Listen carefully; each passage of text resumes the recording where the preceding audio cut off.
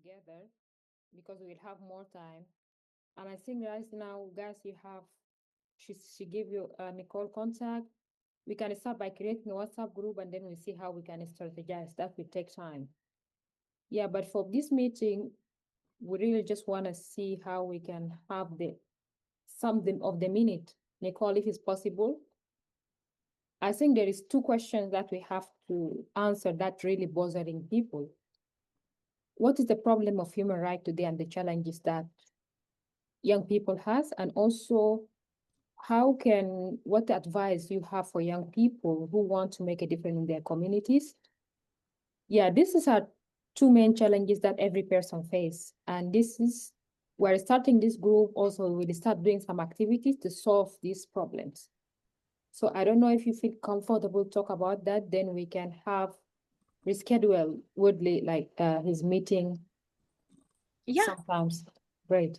absolutely. And Noura and Andrew from Global Union of Peace 100%. You're welcome to WhatsApp me for a video conference. You're welcome to email me, call me.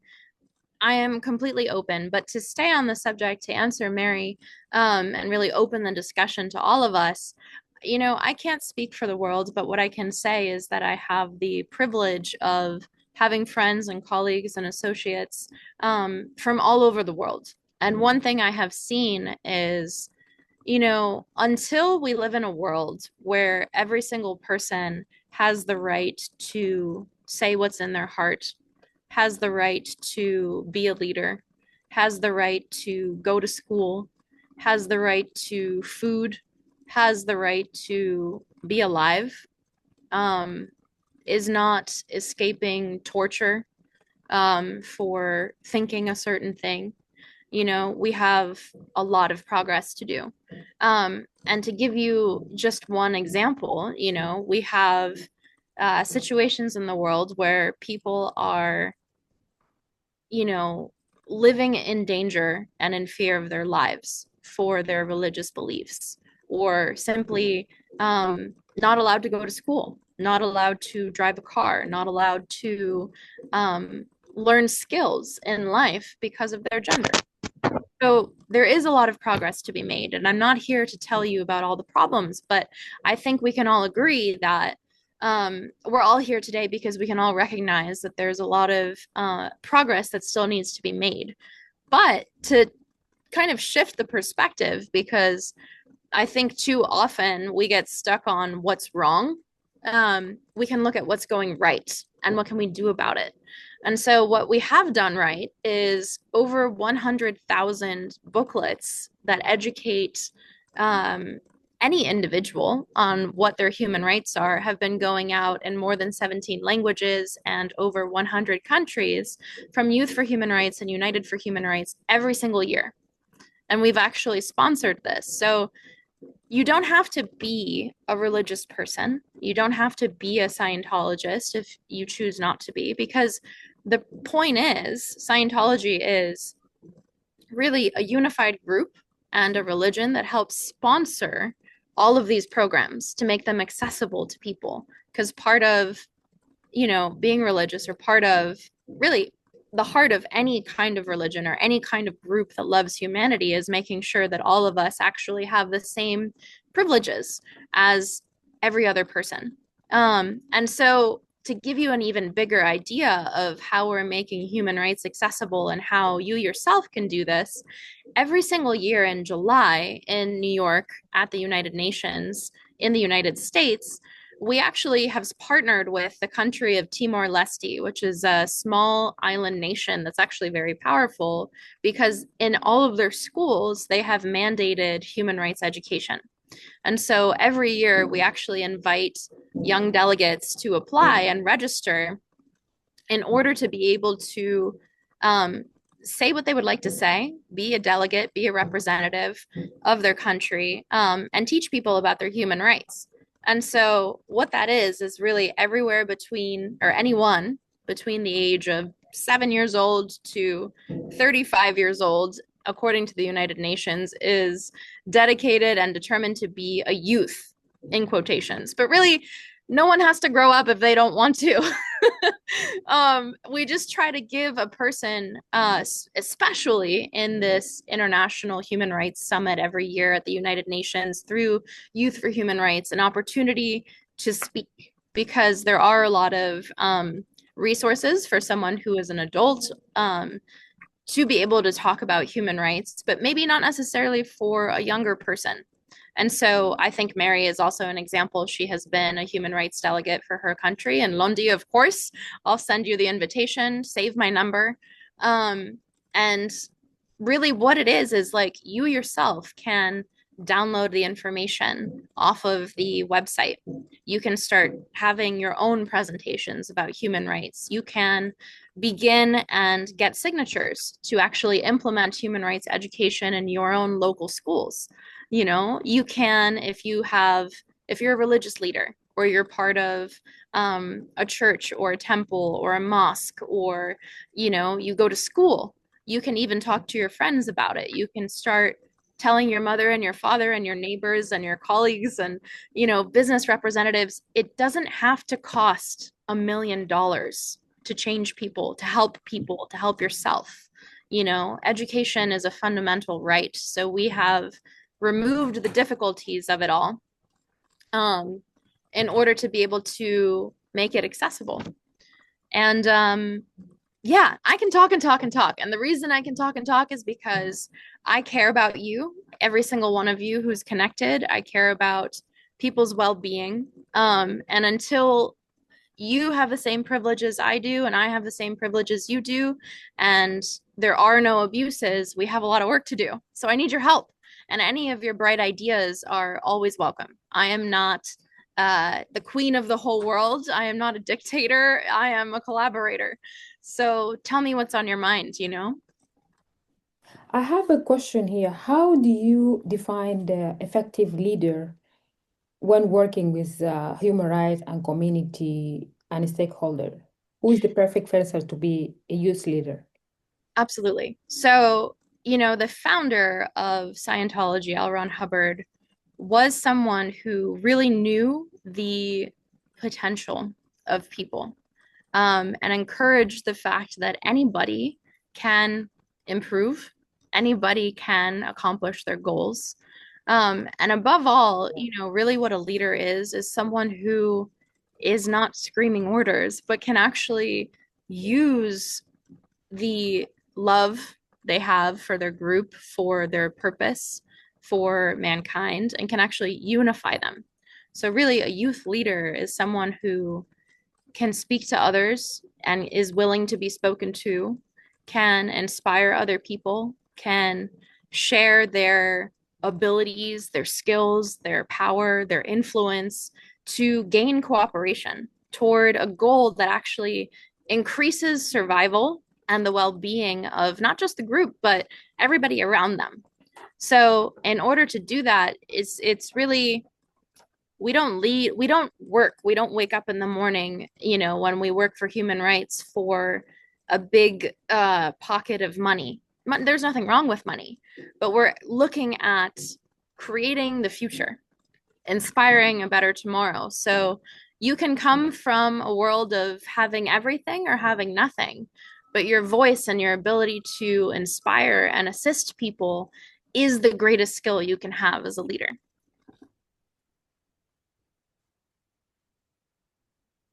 If, because everybody's looking to get excited, if you have any moment or any experience with some of the youth that you have worked with and they get inspired. Yeah, absolutely. So, you know, I've worked with people from all over the world, and I've been lucky enough to have the privilege of so many different viewpoints. You yourself are a leader. Every single person in this room, every single person connected to this group is a leader. A leader doesn't mean money. It doesn't mean tall or short or fat or skinny or ugly or pretty or anything. A leader is someone who knows they have a goal and a purpose and can communicate to people and help them. And they have the same way of being able to inspire people, to help people if things require assistance. And it's someone who knows how to get things done, and can persist over barriers, not with force and violence, but rather with inspiration, with more communication, and with continuing to build the purpose. So if you want to work with me, start now. Go out, help people, teach people their human rights, talk about it, use the materials, and it can go from anything as small as, well, I'm a leader because I told my little baby sister or my little baby brother about their human rights, or I am changing my entire country. I'm going to be going and educating thousands of children a year or millions of children a year because I have access to the educational system and people who make laws. So use who you are and your connections and your abilities with who you are and what you have right now to make a difference. It doesn't matter if you're in a refugee camp sitting in the dirt by yourself with one other person, or if you are on the greatest platform of the world. You can start exactly right now with the resources you have right now. So don't let anything be a barrier to you. Everything that you have, you can use as an advantage because who you are as a person is all of the talent and all of the resources you need. Wonderful. Yeah. So what inspired you to get involved in human rights and work with Youth for Human Rights International?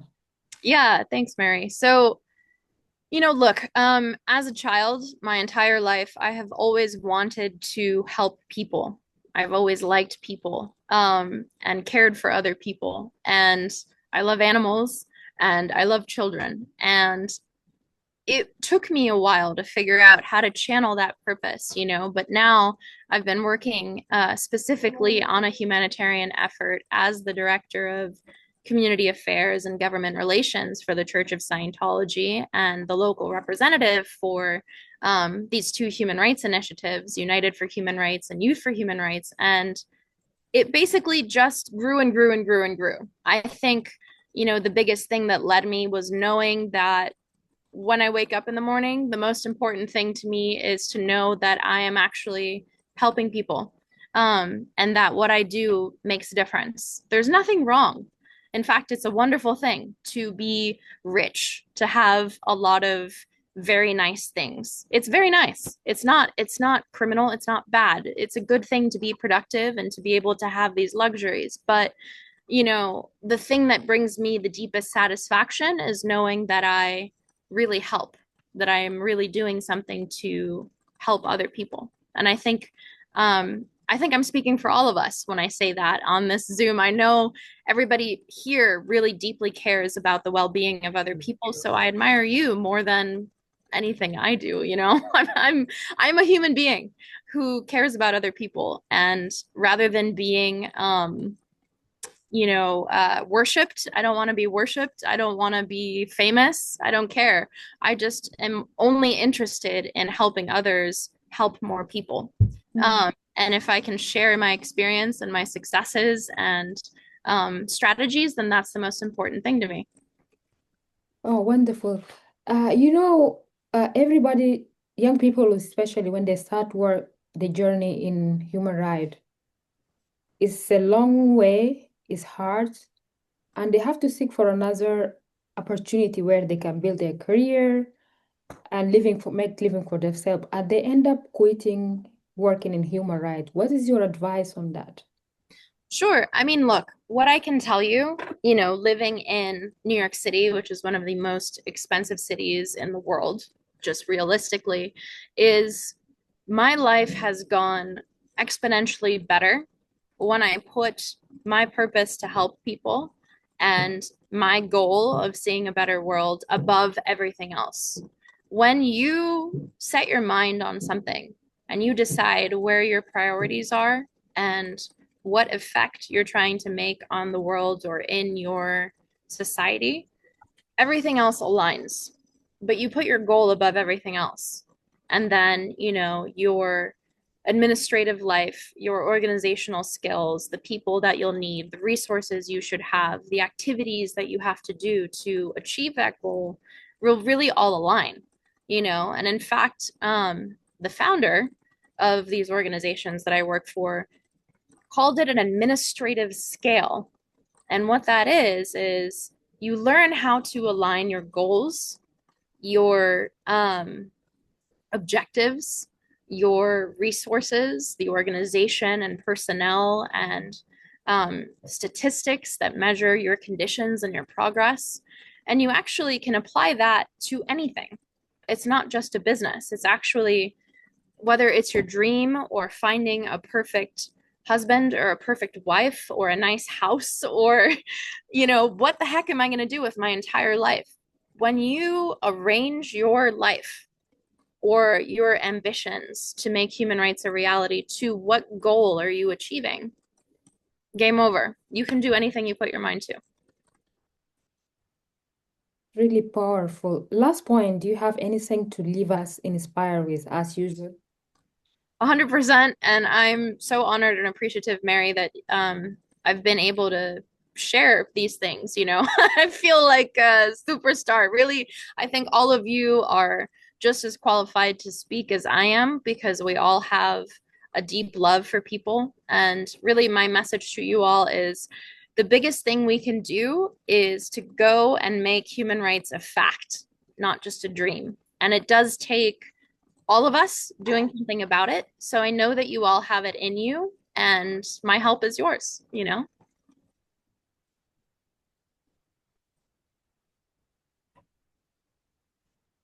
Thank you so much. Guys, do you have any other contribution or anything you want to add before we end up this meeting? It's just the beginning of our conversation and our progress, but we will continue doing it.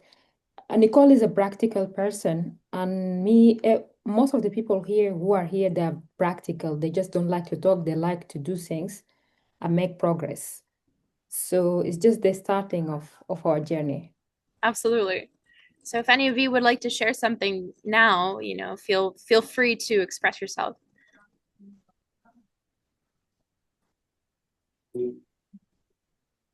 Hi, Mary, and hi, Nicole. I have a question. In terms of, I'm just getting started into the human rights spectre. As I said, I just started the course yesterday, but I already have seen something like during the course, or I think now I'm in chapter 12, if I'm not mistaken. Mm-hmm. And I noticed that there will be some terms of a gap on my side. Coming from African countries, we have a problem of how do we match human rights with our cultural practices, because I see it kind of like contrast in some certain things.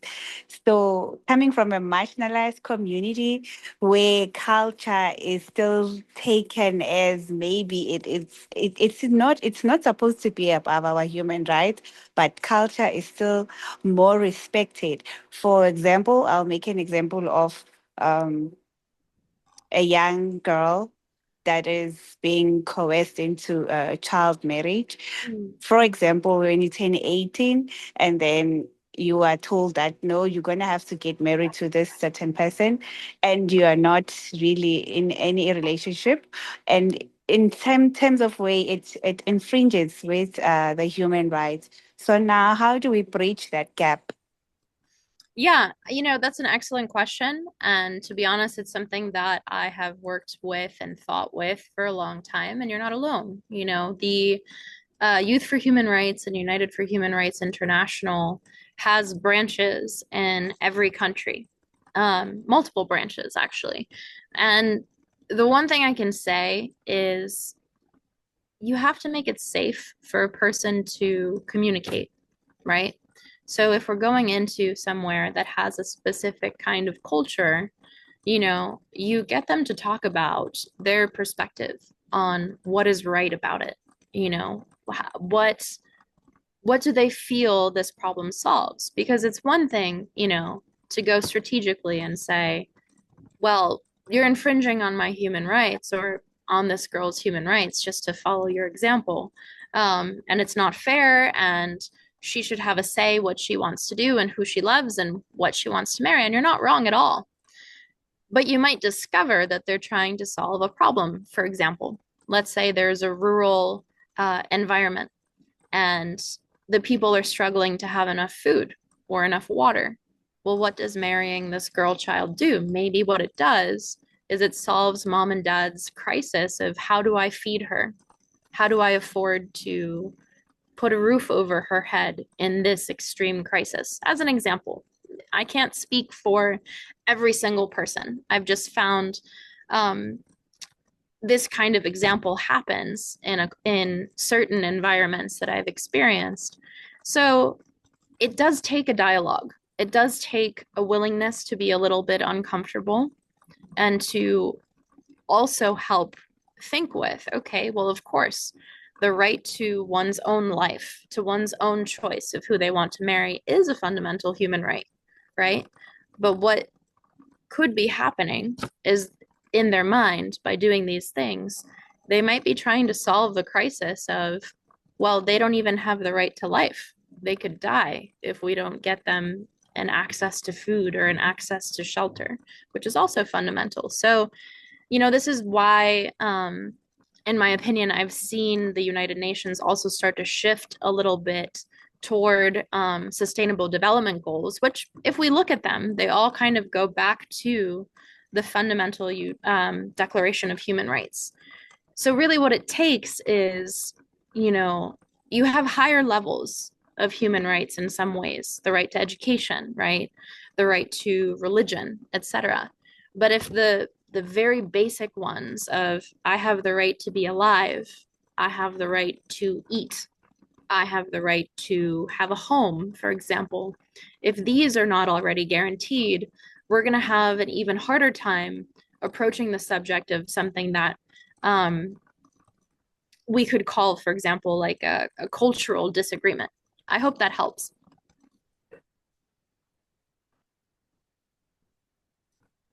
Yeah. Thank you so much. Yeah, you're welcome anytime. Oh, that was a wonderful conversation and it took us longer. I think it's better we end up this meeting if you guys don't mind, and then we will reschedule a couple of, we need professional trainings, we need professional projects, we need to help people who really want to work with, because every complaint I get, I always receive a lot of, you know, like people who need complaint, who need training, who need facilities, like things that we can work with. And I feel like it's my obligation, since I have the resources, I know the way forward to connect them to work on that. So let us keep that, guys, and keep doing the good work. Thank you. Absolutely. Yeah. Thank you all so much. You can all add me on WhatsApp. You can all message me. And then, of course, Mary and I, we can work together to continue these conversations and also, you know, get started, get everybody started. So it's not just talking, but also action. Thank you. Bye. Bye. Thank you, guys.